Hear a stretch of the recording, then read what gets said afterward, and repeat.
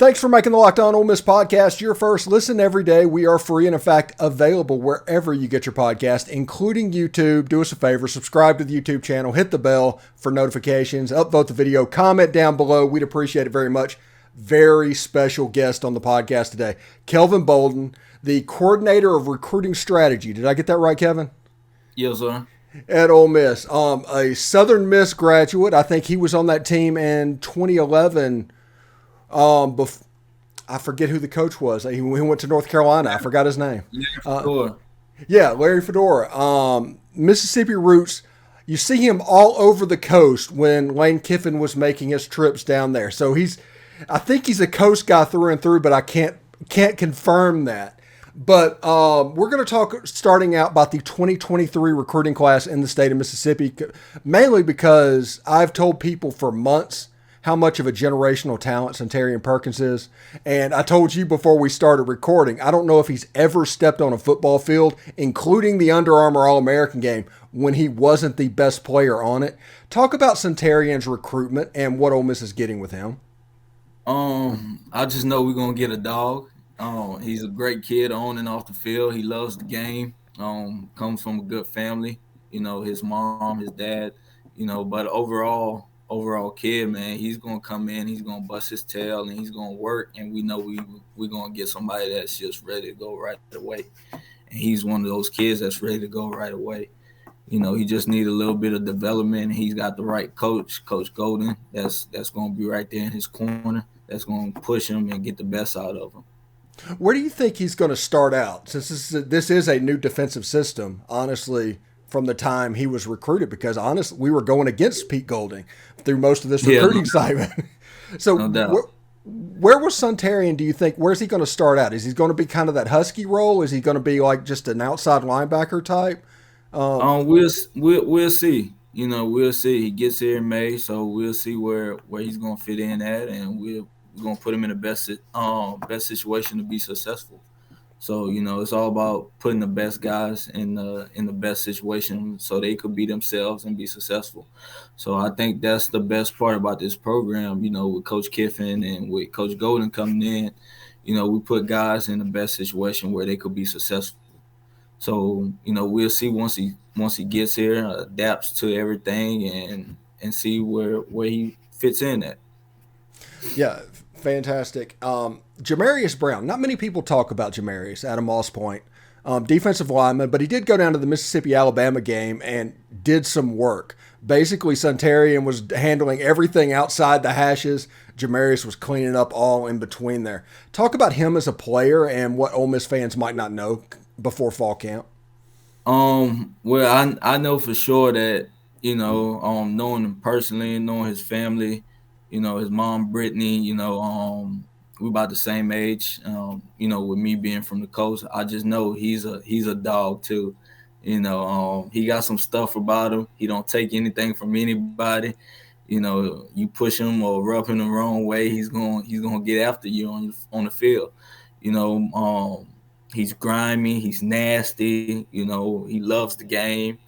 I think he's gonna be a good one where he's gonna come in and compete right away.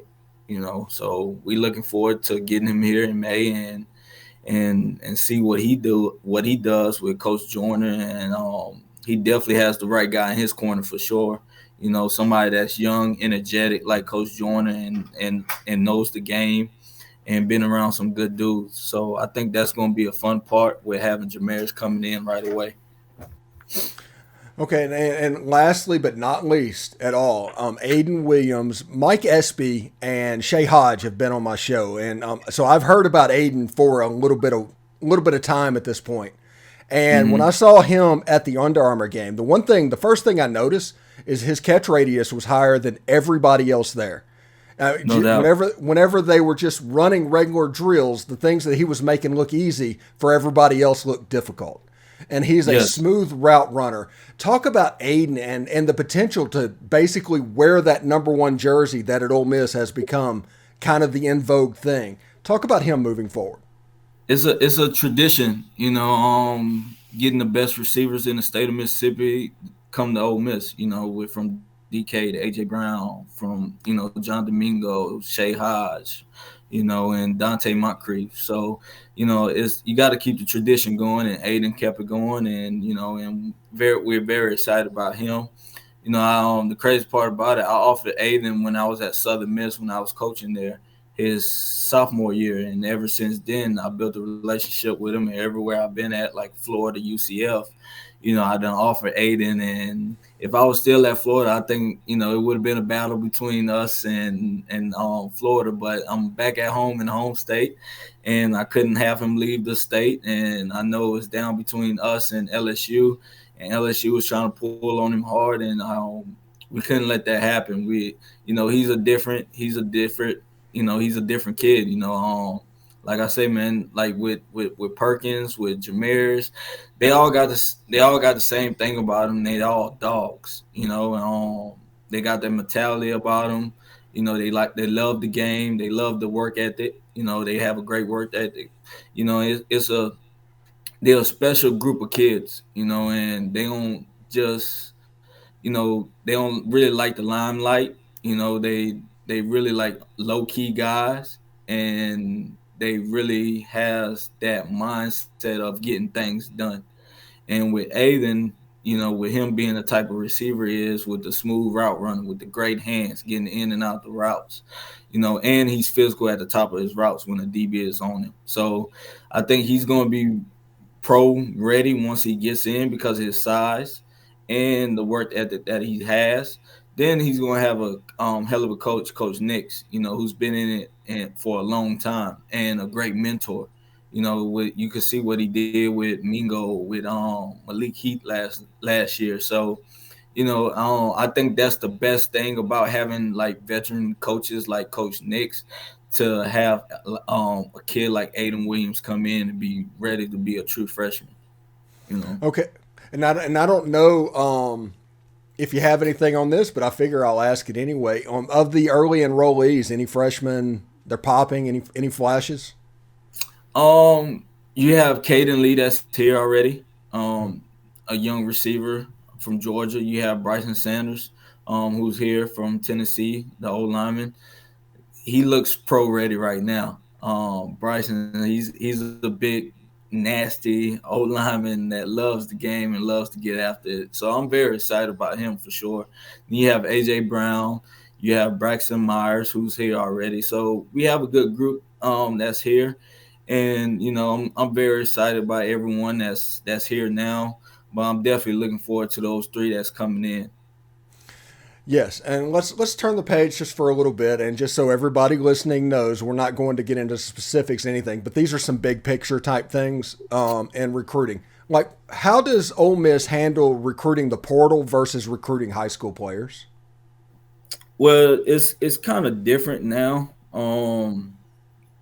I think Coach Yo said this not too long ago. Like the lead of the league will not choose Ole Miss right now. We have to get those in the second go round. But if you just establish a relationship and really just gel with those elites, you can get in the picture. I like to swing. I like to take my shot. So, I think I do a good job at doing that, and I think I do a good job at getting the elite on campus. So it's just all about just building that relationship. But when he goes in the transfer portal, when you got guys in the transfer portal, you have guys that's already done played in a college football game, that already done had the experience. It's like free agency, like the NFL mindset. That's why we call it pro mindset here, because of the fact that we look at it a whole different type of situation where we attack the portal and try to get guys that's ready to play right away. Let's say you're a kid, let's say from McGee. That's where I'm from, McGee. Okay. And you're a low 3-star player. And these are the type players that back whenever you signed with Southern Miss, and back when those players, they were getting D1 Ole Miss State, Southern Miss offers. But now, because of the portal, you're seeing where these 3-star players, they don't have the same opportunity in the beginning. Would you recommend that they just go to South Alabama, they go to Troy, they go to ULM, ball out, and then, hey, you can still hit that direction. If you want to go to Ole Miss, you can still get there, even though the first time around you got missed. Would you agree with that? I think everybody process is a little different. I think everybody journey is a little different. So you never know. Some kid may go JUCO, some kid may just go to Southern Miss and and feel like, okay, I did enough here, to prove myself that I need to be in a Power Five, and just make a name for myself. So, everybody mindset is a little different. Some mindsets are, okay, I'm just gonna settle in at Southern Miss and just play my 4 years there, or I'm gonna just go develop and make a name for myself, be an All-American there. Then next thing you know, I may jump in the transfer portal and try to get to the SEC.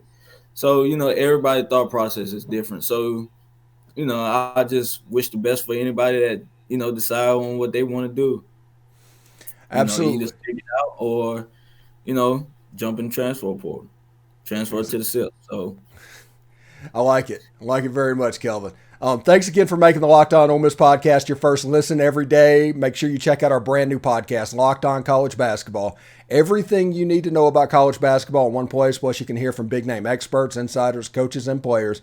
Right now, Ole Miss men's basketball is probably relevant on that channel. Also, there's a Locked On Women's College Basketball, and they're talking about Coach Yo at the moment. It's Locked On College Basketball. It's available on YouTube and wherever you get your podcast. Kelvin, thank you so much for stopping by. Hopefully we can do this again. When you're not so busy. But thank you for coming on the show, man. Thank you for having me. I really appreciate it. All right, take care, bud. Howdy, Todd. Yes, sir.